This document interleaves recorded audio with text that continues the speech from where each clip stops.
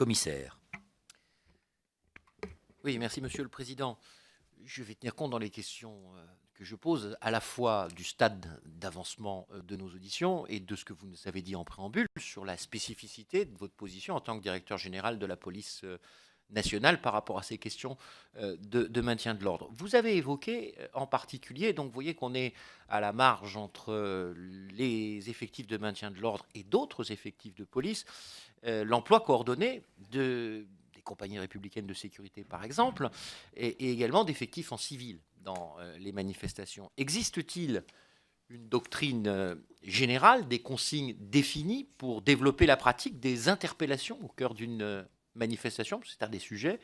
et le cas échéant, ces interpellations peuvent-elles être une gêne au bon déroulement de l'opération de maintien de l'ordre qui est confiée aux forces chargées de canaliser la foule?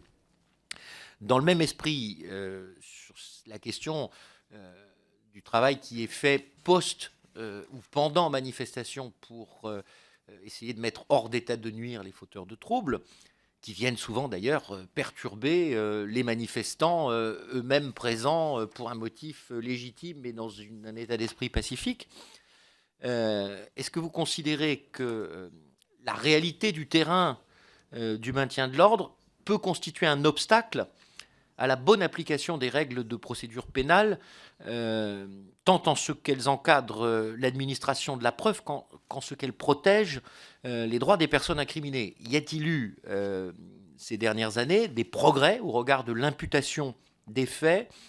de la conservation des délais de présentation à l'autorité judiciaire, de la qualité des actes de procédure? Par exemple, la rédaction des procès-verbaux d'interpellation ou des procès-verbaux d'ambiance, et quels sont les progrès sur lesquels il faudrait pouvoir travailler. Voilà, ça c'est une première série de questions. Sur le renseignement,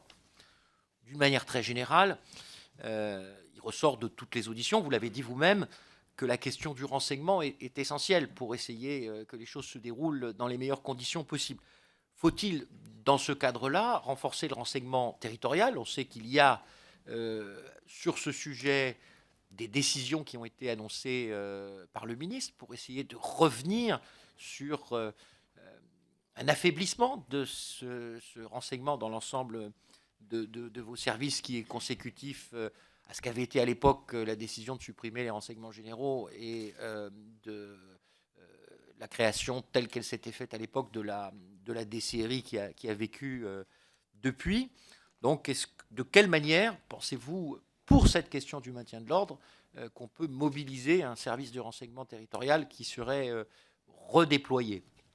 Et puis, ça aussi, c'est une question qui est évoquée par les uns et par les autres, avec pour l'instant des avis qui ne sont pas convergents. C'est la question d'essayer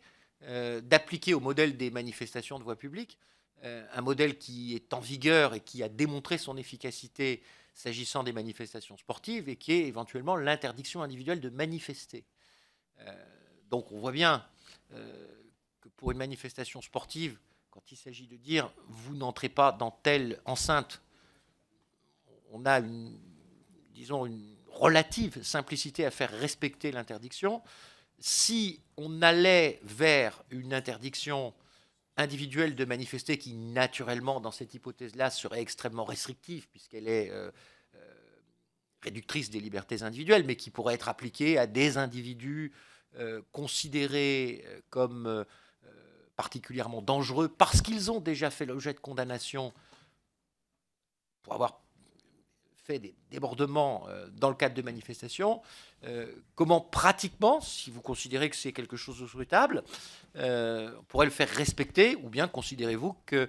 n'est pas réaliste de vouloir s'orienter vers une règle qui n'aurait rien de pire qu'être une règle existante mais inapplicable?